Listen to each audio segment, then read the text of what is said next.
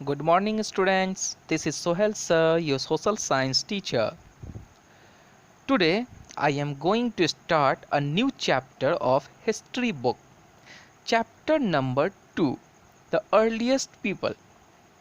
Students, you are requested please listen the whole video very carefully. If you have any doubt or any confusion related to this chapter, please write in the comment section. So, without wasting much time, let me begin. Introduction. परिचय. The earth is over 4600 million years old. हमारा जो अर्थ है वो तकरीबन 4600 लाख साल पुराना है, यानी कि इस अर्थ को बने हुए तकरीबन इतने साल हो रहे होंगे. Scientists believe that the life began on the earth some 3500 million years ago. वैज्ञानिकों का मानना है कि हमारे इस अर्थ पर जो ज़िंदगी की शुरुआत हुई वो तकरीबन 3500 लाख साल पहले. Man evolved over centuries in stage from ape-like creatures to the present day man. इंसान का जो विकास हुआ है वो आज के इंसानों तक पहुंचने में सदियों लग गए, हज़ारों साल लग गए. आज तो आजकल के जो इंसान या हम आप जिस तरह लगते हैं वैसे पहले नहीं थे. तो लाखों साल पहले इस तरह के लोग नहीं होते थे.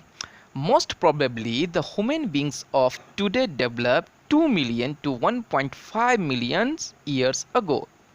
आजकल के जो इंसान में जितनी तरक्की हो गई या उनका जो लाइफ स्टाइल इतना चेंज हो गया है, उसको लगभग 15 से 20 लाख साल पहले से यहाँ तक पहुँचे हम लोग, यानी कि इतना वक्त लगभग लग गया हो.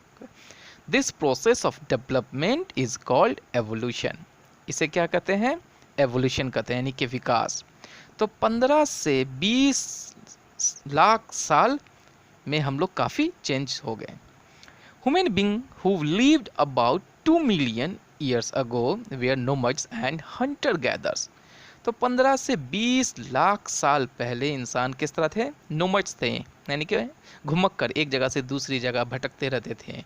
न रहने का, न खाने का, न सोने का कोई ठिकाना नहीं था. जानवरों की जैसी ज़िंदगी हुआ करती थी. कहीं पर भी खाएँ, कहीं पर भी सो गए, पेड़ों में, गुफाओं में, ज़मीनों पर.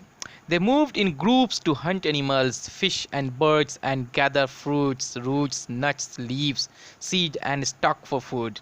वो एक जगह से दूसरी जगह ग्रुप में भटकते थे और खाने पीने की तलाश में रहते थे. जो भी चीज़ मिलता था उनको कलेक्ट करते थे, उसी से अपना जीवन यापन गुजर बसर होता था.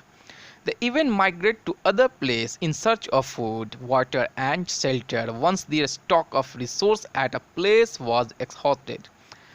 जब किसी जगह का खाना जब ख़त्म हो जाता था, किसी पर्टिकुलर प्लेस का, यानी कि एक जगह का, तो वो एक जगह से दूसरी जगह, यानी कि मीलों दूर, यानी कि आपको कई कई किलोमीटर वो दूर चले जाते थे. इस तरह भटकते थे भोजन की तलाश में, खाने की तलाश, पानी की तलाश में.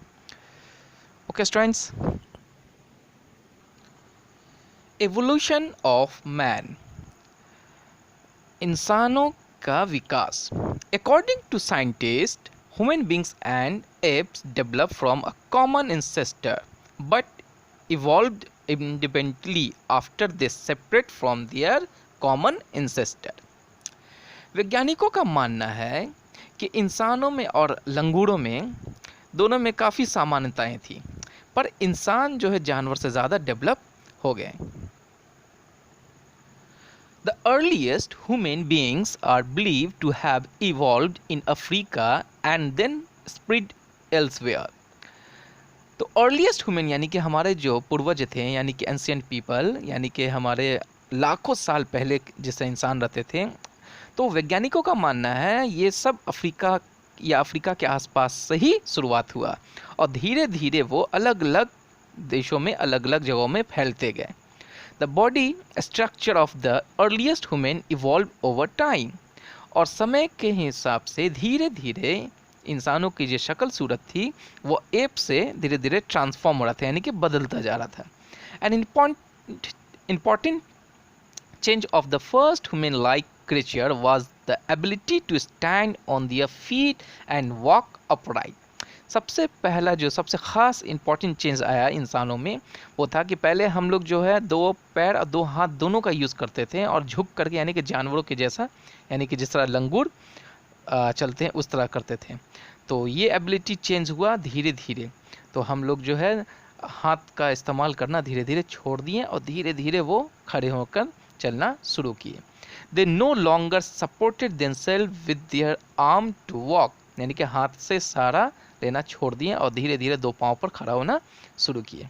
Eventually they develop opposable thumbs, बिना किसी हाथ के यानी कि अंगूठे के इशारे से ही वो खड़े होकर के चलना शुरू कर दिए। This allow the evolving man to grip objects, इस तरह धीरे धीरे इंसान जो है या इंसानों के हाथों में ताकत आता गया और वो ज़्यादा से ज़्यादा चीज़ जो है हाथ से पकड़ना शुरू करी, यानी कि एक ग्रिप बनना शुरू होता गया। The brain size increase while their jaw become smaller, और इंसान का जो पहले जो इंसान जिस तरह होते थे यानी कि लाखों साल पहले उनका जो ब्रेन था वो बहुत छोटा था, मतलब उतना उनका अकल समझ उतनी बुद्धि नहीं हुआ करती थी, ये सोचने की ताकत नहीं थी। तो वो धीरे धीरे बढ़ना शुरू हुआ। इंसान का जो जौ जबड़ा है जैसे लंगूरों का होता है ना, बहुत फूला हुआ सामने तक निकला हुआ, तो जैसा कि आप पिक्चर में भी देख सकते हैं, तो वो धीरे धीरे धीरे छोटा होता गया। They eventually came to the resemble the modern man called homo sapiens. तो जैसे आजकल के इंसान का उतना मुंह जो फुला नहीं रहता जैसे बंदरों का या लंगूरों का होता, वो धीरे धीरे धीरे शॉर्ट होता गया, स्मॉल होता गया। ओके स्टूडेंट्स, साइट्स स्थल यानी कि जगह। Site are places where remain of things such as tools, weapons and buildings are found, यानी कि वह स्थल जहाँ से हमें लाखों साल रहने वाले इंसानों का हथियार मिला, उनका टूल्स जो वो यूज़ करते थे या बिल्डिंगें, ये सब चीज़ें पाई गई। These may be found buried under the earth, on the surface of the earth and sometimes even under water. जिस जगह वो रहते थे वहाँ से मिट्टी में दबी हुई चीज़ें मिली जिनसे ये पता लगाया गया ये कितने लाख साल पहले का है। उस ज़माने में लोग किस तरह का टूल्स यूज़ करते थे जानवरों का शिकार करने के लिए, फल फलेरी को तोड़ने के लिए, जंगलों को काटने के लिए, ज़मीन पर से कुछ जगह पानी के पास या पानी के नदियों के आसपास मिला। इस तरह की बहुत सारी साइट्स थी जहाँ से इन सब चीज़ों को निकाला गया, जिस पर वैज्ञानिकों ने स्टडी करके बताया। Most of the sites where early man lived have been found near source of water such as river और lakes and also where stones were easily available. ज़्यादातर ये सारी साइट्स जो है स्थल जो है वो नदियों के आसपास में ही पाए गए, क्योंकि हम जानते हैं कि अर्लीस्ट पीपल जो है वो ज़्यादातर नदी या नदी के आसपास में ही रहना पसंद करते थे, जिस जगह से उनको पानी वगैरह आसानी से मिल सके और आसपास में हरियाली होता है, पेड़ पौधा, फल फूल सब्जी ये सब खा सकें। और क्योंकि जानवर भी उसी जगह आते हैं जहाँ पानी होता है, तो शिकार करने में भी आसानी रहता था। Various finished and unfinished stone tools have been found at some sites. Place where these tools have been found are called factory sites. तो फैक्ट्री साइट्स किसे कहते हैं? माने जिस जगह इन सभी अर्लीस्ट पीपल की जो टूल्स मिले हमको, वो उस जगह को हम लोग कौन से जगह के नाम से जानते हैं? Factory sites. तो ऐसी जगह जहाँ बहुत सारे इन लोगों के हथियार यानी कि जो टूल्स ये यूज़ करते थे वो सब पाए गए, और जिस पर काफ़ी वैज्ञानिकों ने स्टडी करके बताया। At some sites remain of animals and other artifact have been found which suggest that the hunter gather must have worked and also live at these sites. These are called habitation cum factory sites. तो ऐसे भी बहुत सारी जगह को खोजा गया जिससे ये पता चला कि ये लोग ग्रुप में रहते थे और एक जगह वो ठीक है काफ़ी चीज़ों का यूज़ भी करते थे। Okay students, the stone as, पथरी युग। The Stone Age refers to the period when stone was used for making tools and weapons. तो स्टोन एज उस दौर को कहा जाता है जिस दौर में अर्लीस्ट पीपल ने टूल्स और वेपन का यूज़ किया। The earlier human used stone to make simple tools for hunting, cutting meats, roots and fruits and clearing forest.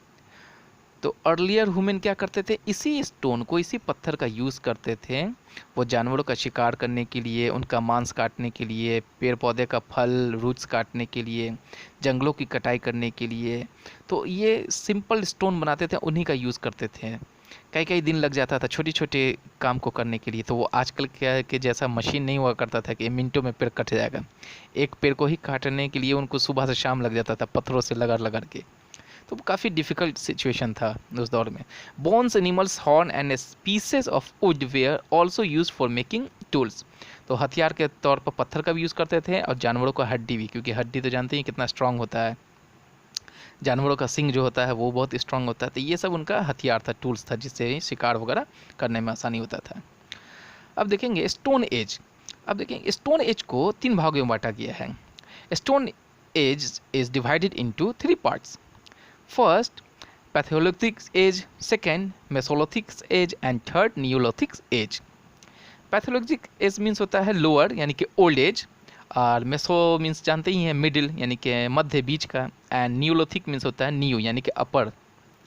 The stone age can be divided into 3 periods, the paleolithic age और the old stone age, the mesolithic age और the middle stone age, and the neolithic age और the new stone age. The term paleo means होता है old यानी कि पैथोलिथिक side से यानी कि ओल्ड पुराना, and the term meso means होता है मिडिल यानी कि मध्य बीच का, and the term neo means होता है न्यू यानी कि नया। The word lithic has been derived from the Greek word lithos means होता है स्टोन। तो ये लिथिस जो है हर जगह जो लिखता है पैथोलिथिक्स, मेसोलिथिक्स एंड न्यूलिथिक्स, तो लिथिस मीन्स होता है ये ग्रीक वर्ड है जिसका मतलब ही होता है स्टोन, पत्थर। Okay student. The paleolithic as, पूरा पाषाण काल। During the old stone age or the paleolithic age, human beings used stone tools for hunting. Old stone as के दौर में इंसान जो है वो टूल्स का यूज़ करते थे। उस ज़माने में आजकल के ऐसा हथियार नहीं हुआ करता था, चाहे वो जानवर का शिकार करना हो या जंगलों की कटाई हो या मांस वगैरह काटना हो। तो आजकल के जैसे टूल्स जैसा हम यूज़ करते थे वैसा नहीं था, वो उनका सारा काम स्टोन से ही होता था। These hunter gatherer moved from place to place in search of food, water and shelter.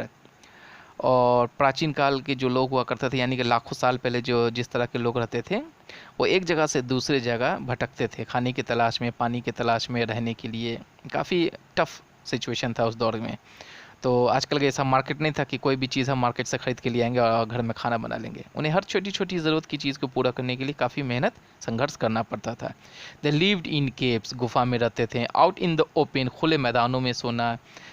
On tree tops यानी कि पेड़ की ऊंचाई पर सोना, जानवरों के बचने के लिए, नहीं तो उनके अक्सर जानवर ही उस पर शिकार करते थे और मार देते थे या खा जाते थे।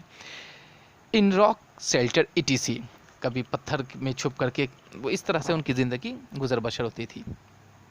दे survive by hunting animals, birds and fish and by the gathering fruits, roots, nuts, leaves and stocks.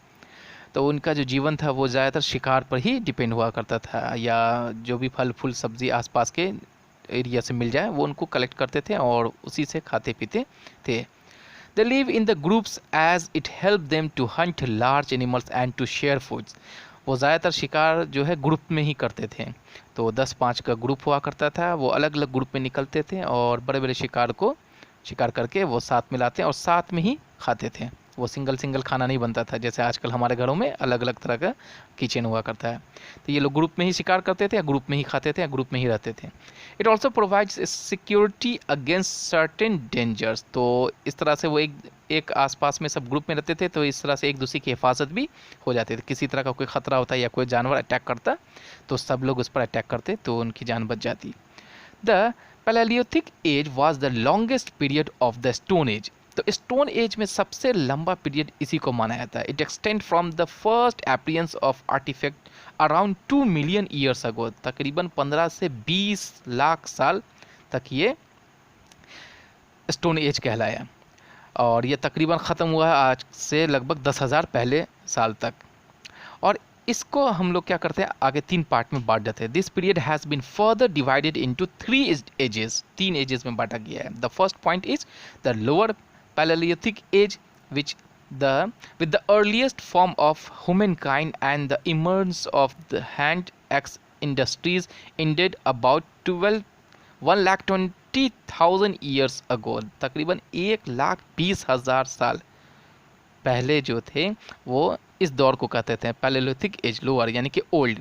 फिर आया दौर मिडिल का, तो ये तकरीबन आपको हो गया 35,000 साल पहले तक जाएंगे। और उसके बाद है अपर पैलेलिथिक एज, यानी कि जो आजकल के दौर से लगभग 5,000-10,000 साल पहले तक जाएंगे। तो उसको क्या कहेंगे? Upper paleolithic age, which is only modern homo sapiens, जिसको हम लोग कहते हैं modern homo sapiens are known to have existed. Okay students,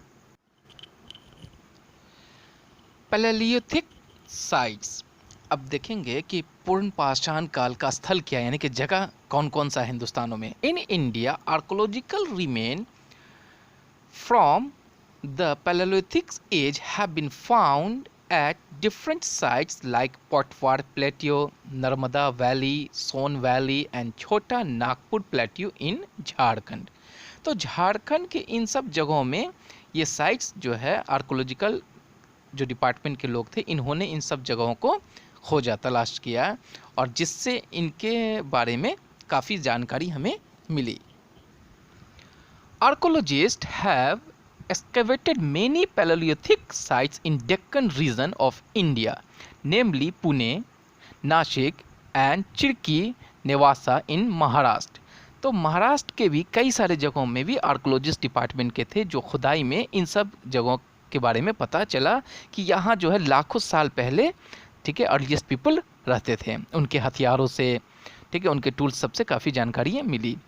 Kurnool in Andhra Pradesh and हुंग्स इन कर्नाटक। तो कर्नाटक में आप देखिएगा खास के हुंगसी वो जगह है जहाँ ये साइट्स मिला था, और आंध्र प्रदेश के करनौल में।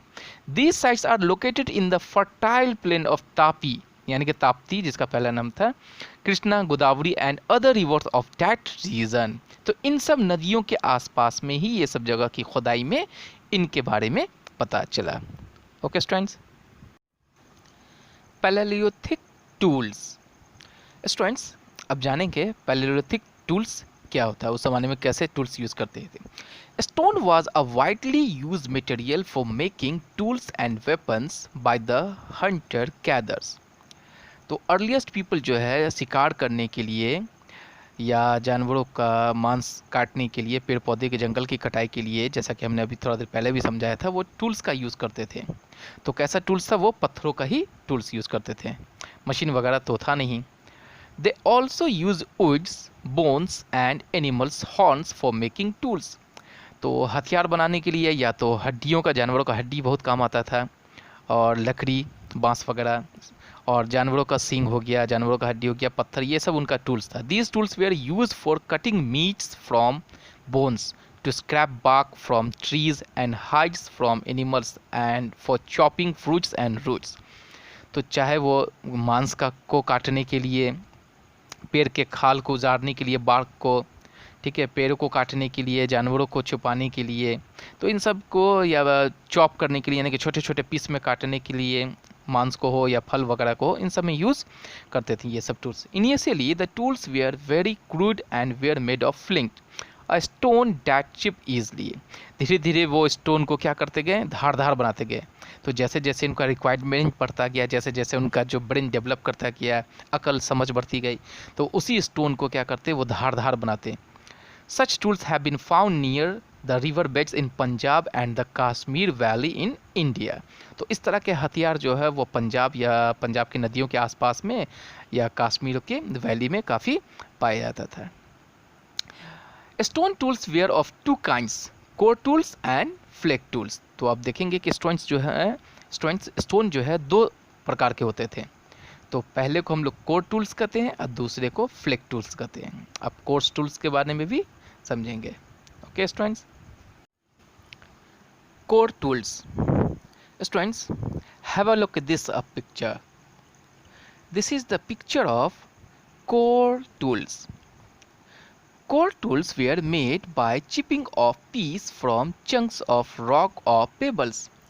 Core tools जो है वो पत्थरों का टुकड़े को ही बनाया था, यानी कि पत्थर के छोटे छोटे टुकड़ों से ही बनता था। These pebble or rocks from which the tools was to be made was held in one hand. मतलब इस तरह का छोटा छोटा होता था कि उसको आसानी से हाथ से में पकड़ा जा सके. Another tool or a piece of wood or bones was used as a hammer and was held in the other hand. यानी कि एक हाथ में कोर टूल्स पकड़ते यानी कि छोटा पत्थर जिससे वो शिकार को फेंक के मार सके, और दूसरे हाथ में वो बड़े बड़े हथियार को रखते थे यानी कि चाहे वो लकड़ी का हो या हड्डी का हो, इस तरह से. The second stone was used to strike off flake from the first till the required shape was obtained. The stone that was left after chipping was called core.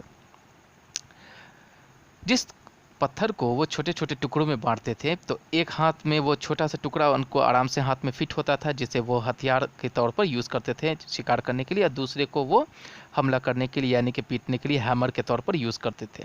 Course tools were usually oval और pear shape. Course tool जो है देखिए में कैसा लगता था, माने कि ओवल अंडाकार के जैसा, जैसे अंडा का होता है आकार उस हिसाब से, यानी कि पियर यानी कि इस तरह के हिसाब से. They were probably used for cutting trees. इसका खास करके पेड़ को काटने वगैरह में या गड्ढा उड्ढा करने के तौर पर ज़्यादा अच्छे से यूज़ होता था क्योंकि छोटा होता था और आराम से ये फिट हो जाता था, और अंडे के शेप में होता था, मुंह पर जो पॉइंटेड होता था यानी कि नोकीला, जिससे वो गड्ढा उड्ढा करने में या पेड़ काटने में आसानी से यूज़ किया जा सकता है. Okay students. Flake tools. Students, look at the picture very carefully. This is the picture of flake tools. Flake tools were made from the sharp piece or flake that broke off while making core tools. तो जिस वक्त core tools बनाते थे उसमें से जो sharp stone होता था यानी कि तेज पत्थर, नोकीला एकदम धारदार, उसको हम लोग फ्लेक टूल्स बना लेते थे. यानी कि उस दौर में जो अर्लीस्ट पीपल थे उसको फ्लेक टूल्स बनाते थे, यानी कि जिससे वो मांस को आसानी से या पेड़ को के खाल को आसानी से या चमड़ी को आसानी से जानवर से हटा दिया जा सकता है. A flake of stone that was used to be shaped as a tool was placed on a hard surface, and a pointed piece of stone or wood was placed on it as a chisel. यानी कि इतना sharp कर देते थे जैसे छेनी होता है ना किसी चीज़ को तोड़ने के लिए, तो इस तरह से वो अपने टूल्स को यूज़ करते थे. यानी कितना पत्थरों पर लगते थे कि वो धार धार हो जाता था, यानी कि एकदम तेज़, जैसे हम लोग छुरा वगैरह का यूज़ करते हैं मांस वगैरह को काटने के लिए. Then another piece of stone was used as a hammer to give it the desirable shape. और उसको इस तरह से पीटते थे कि वो आसानी से उस शेप में आ जाए जिस शेप में वो चाहते थे. Flake tools were used for chopping meats and skinning animals. खास करके इसका यूज़ जो होता था वो जानवर को के मांस को चॉप करने के लिए यानी कि छोटे छोटे पीस में काटने के लिए या फिर जानवरों के खाल को उजाड़ने के लिए. Okay students. Discovery of fire यानी कि आग का खोज. Students, fire was one of the greatest and most important discoveries of the paleolithic age. पुनर्पाषाण काल का सबसे बड़े खोज में से एक खोज थे, वो था आग का आविष्कार. Traces of ash have been found at some Paleolithic sites which lead us to the conclusion that human beings had learned how to make fire during the Paleolithic age. तो आग का जो आविष्कार था तो साइंटिस्ट यानी कि वैज्ञानिक जो है इस कंक्लूजन पर पहुँचे कि इंसानों ने जो आग का आविष्कार किया होगा वो पुनर्पाषाण काल में ही किया होगा. Fire was probably an accidental discoveries. तो आग का भी जो आविष्कार था वो एक तरह से अचानक दुर्घटनाग्रस्त यानी कि अचानक डिस्कवरी हो गया यानी कि खोज हो गया है. अब कैसे हुआ होगा? साइंटिस्ट का मानना है कि while rubbing two pieces of stones और woods together spark must have been produced. तो जैसा कि वैज्ञानिकों का मानना है कि आग का जो आविष्कार हुआ होगा वो ऐसे हुआ होगा कि जैसे अर्लीस्ट पीपल जो स्टोन को शार्प कर रहे होंगे या तेज़ कर रहे होंगे, धारदार बना रहे होंगे, तो उससे जो स्पार्क निकला होगा तो इसी से वो आग जो है फैला होगा. और फिर उसको काफ़ी गौर करने के बाद अर्लीस्ट पीपल ने सोच लिया होगा या उनको इतनी अकल आ गई होगी कि दो पत्थरों के लगड़ने से स्पार्क निकलता है जिससे आग निकलती है.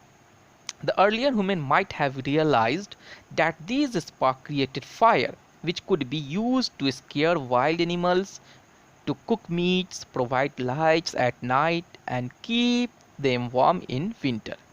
और इस आविष्कार से यानी कि इस आग के आविष्कार से अर्लीस्ट पीपल को ये रियलाइज़ हो गया कि ये जो आग है वो हमें जानवरों के ख़तरों से बचाता है। जो जानवर का हम मांस खाते थे पहले कच्चा, उसको पका के खा सकते हैं तो ज़्यादा ईजिबल डाइजेस्टिबल हो जाएगा और टेस्ट भी बढ़ गया। ये हमें रोशनी भी देता है ख़ासकर रात में, और रात में ख़तरनाक जानवरों से भी हिफाजत करता है। And keep them warm in winter, specially खासकर ठंडी में जो वो खुले मैदानों में सोते थे और काफ़ी ज़्यादा मर भी जाते थे कई सारे अर्लीस्ट पीपल, तो उनमें भी इनकी हिफाजत अच्छे से होती थी, यानी कि उसको गर्म करते थे। तो इस तरह से आग का भी जो आविष्कार हुआ वो सबसे बड़ा आविष्कार माना जाता है, आपको खास करके पैलेओलिथिक एज के लिए। Okay students, Mesolithic as. The Mesolithic age or the Middle Stone Age began after the Paleolithic age when the climate started getting warmer. Students अब जानेंगे मेसोलिथिक एज के बारे में। तो पैथोलिथिक एज के बाद आता है मेसोलिथिक्स, यानी कि जिसे हम लोग मिडिल स्टोन एज भी कहते हैं। तो ये तकरीबन हम जानते हैं कि लगभग 35,000 साल पहले तो ये एज शुरू होता है।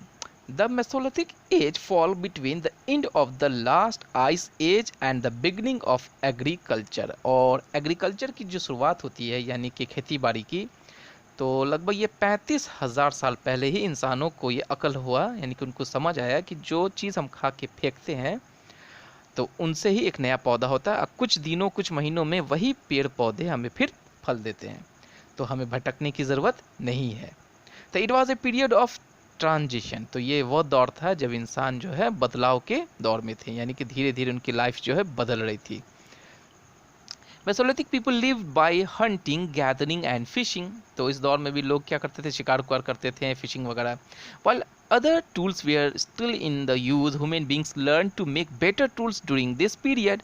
और जाहिर सी बात है कि काफ़ी साल गुजरने के बाद इंसानों का जो डेवलपमेंट भी होता है, तो अकल समझ भी बढ़ता गया। तो पहले जैसे टूल्स यूज़ करते थे वो अब नहीं करते थे, वो उससे भी बेहतर बना लेना था।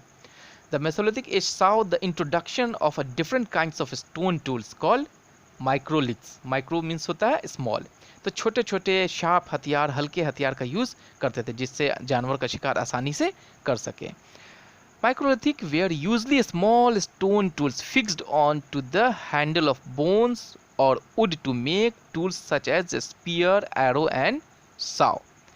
तो धीरे धीरे अकल बढ़ने के कारण, समझदारी बढ़ने के कारण वो क्या करते, छोटे छोटे हथियार का यूज़ करते थे, तीर के जैसा। तो उसमें क्या करते, स्टिक लगा देते थे पत्थरों में और दूर से फेंकते थे जिससे वो जानवर पर सटीक लगे और जानवर वहीं पर ही मर जाए। तो पहले पत्थर का यूज़ करते थे, चोटिल हो जाता था, जानवर भाग जाता था, बड़ी मुश्किल से शिकार होती थी। तो धीरे धीरे अकल बनने से इनका शिकार करने का तरीका जो है बदल गया और पहले से बेहतर हो गया।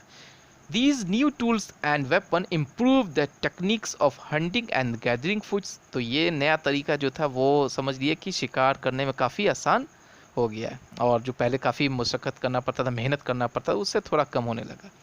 फिर धीरे धीरे gradually people began using wild grain as food and then started domesticate animals. फिर धीरे धीरे अकल बढ़ी तो उन्होंने कुछ जानवरों को अपने पास पालना सीख गया। This kind of activities led them to settle in one place for longer period of time। जो कि पहले नहीं होते थे। पहले वो क्या करते थे, एक जगह ज़्यादा दिन नहीं टिक पाते थे क्योंकि आसपास के जानवर और फल फूल सब्जी सब ख़त्म हो जाता था, वो उस जगह को छोड़ करके किसी और जगह चले जाते थे। और जब जो वो जानवर अपने पास रखना शुरू कर दिए, उनको थोड़ा सा खेती बाड़ी का अकल हो गया, कुछ पौधे रोपना शुरू कर दिए, तो जो उनकी ज़रूरत की चीज़ थी वो उसी जगह मिलती थी, तो वो सेटल होने लगे, यानी कि धीरे धीरे शुरुआत होने लगा, वो एक जगह कई महीनों कई सालों तक रुकना शुरू कर दी। Human being seem to be moving toward a more settle life. तो धीरे धीरे उनका लाइफ क्या हो गया, सेटल हो गया। ओके स्टूडेंट्स, मेसोलिथिक साइट्स, मध्य पाषाण स्थल। स्टूडेंट्स अब जानेंगे कि मेसोलिथिक साइट्स हिंदुस्तान में कहाँ कहाँ पाया जाता है, जिनको हमारे आर्कोलॉजिस्ट जो है खोज निकाली। Mesolithic sites are scattered throughout India, यानी कि हमारे हिंदुस्तान में कई जगहों पर ये फैले हुए हैं। Some of the important sites are in the plain of Gujarat, Chota Nagpur Jharkhand, rock shelter of Bhimbetka and Adamgarh Madhya Pradesh. Sites along the bank of river Ganga between Ghazipur and Varanasi Uttar Pradesh, Bagor Rajasthan and Mysore Karnataka. Students जानेंगे कि ये मेसोलिथिक साइट्स कहाँ कहाँ हिंदुस्तान में पाए जाते हैं। तो गुजरात में, छोटा नागपुर झारखंड में, मध्य प्रदेश के भीमबेटका में, आदमगढ़ में, इन सब जगहों में, कुछ नदियों के साइड में भी है, जैसे गाज़ीपुर हो गया, वाराणसी उत्तर प्रदेश में, राजस्थान के बागौर नदी के साइड में, कर्नाटक के मैसूर में, इन सब जगहों में मेसोलिथिक साइट्स जो है वैज्ञानिकों यानी कि साइंटिस्टों ने या फिर आपको आर्कोलॉजिस्ट ने खोज निकाला। Okay students, rock arts. Students अब जानेंगे कि रॉक आर्ट्स क्या होता है, यानी कि पत्थरों पर कला। तो अर्लीस्ट पीपल जो है पत्थरों पर किस तरह चित्रकला यानी कि पेंटिंग वगैरह करते थे, उनके बारे में जानेंगे। One of the most important sources of the early human are the rock painting of the stone age found around the world. दुनिया के अलग अलग जगहों पर रॉक आर्ट के बारे में पता चलता है कि अर्लीस्ट पीपल जो हैं वो किस तरह पत्थरों पर भी कलाकारी यानी कि चित्र वगैरह ड्राइंग करना जानते थे। The early human painted on cave wall. तो खास के जिस गुफा में वो रहते थे उस गुफा में कई सारे चित्र मिले हैं। Many of these paintings have survived to the present day. The painting mainly portrayed animals figure। और ज़्यादातर जो फिगर मिलता था केव में, गुफाओं में, वो जानवरों का होता था। In India, several paintings have been discovered at the Bhimbetka cave in Madhya Pradesh.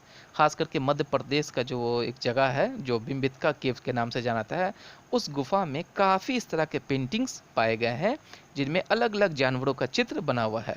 These caves are also listed as a UNESCO World Heritage Site। तो इस जगह को खास कर यूनेस्को ने भी वर्ल्ड हेरिटेज साइट डिक्लेयर किया है। The painting here show mostly animals either as part of hunting scene और सेपरेटली।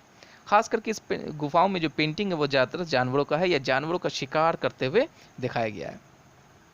तो सोचिए कि उस ज़माने के जो अर्लीस्ट पीपल थे वो जब फ्री टाइम में बैठते होंगे तो उनके दिमाग में जो चीज़ आती होगी या जो जानवर आसपास में नज़र आते होंगे वो उसी का कला यानी कि चित्र उस पर पत्थरों पर बना दिया करते थे।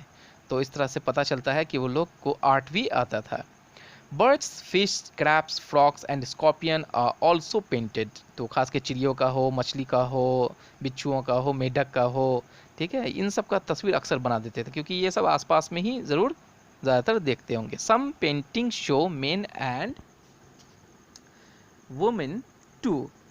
कुछ पेंटिंग में देखा गया है कि इंसानों का और औरतों का भी आकार यानी कि मर्दों और औरतों का भी है। Colour were made from rock and naturally available material. अब जो कलर यूज़ करते थे, जैसे आजकल हम लोग पेंटिंग करते हैं तो डिफरेंट डिफरेंट टाइप का कलर है यूज़ करते हैं, ब्रश वगैरह है, तो इस तरह का तो नहीं हुआ करता था। तो आसपास के जो पत्थर होते थे वो उन्हीं से ही कलाकृति बनाते थे यानी कि ड्राइंग पेंटिंग करते थे पत्थरों पर। तो खास करके देखा जाता है कि ज़्यादातर दो पत्थरों का यूज़ होता था, वो था रेड एंड वाइट। तो ये दो पत्थर का अक्सर यूज़ करते थे वो पत्थरों पर चित्र बनाने के लिए, पेंटिंग बनाने के लिए। तो पत्थर को ही लगड़ के वो जिस हिसाब से उनका माइंड डेवलप था वो इसी हिसाब से वो चित्रकला बना देते थे। Okay students, thanks you so much guys. I hope this video is completely helpful to you. Thanks you. Stay home, stay safe.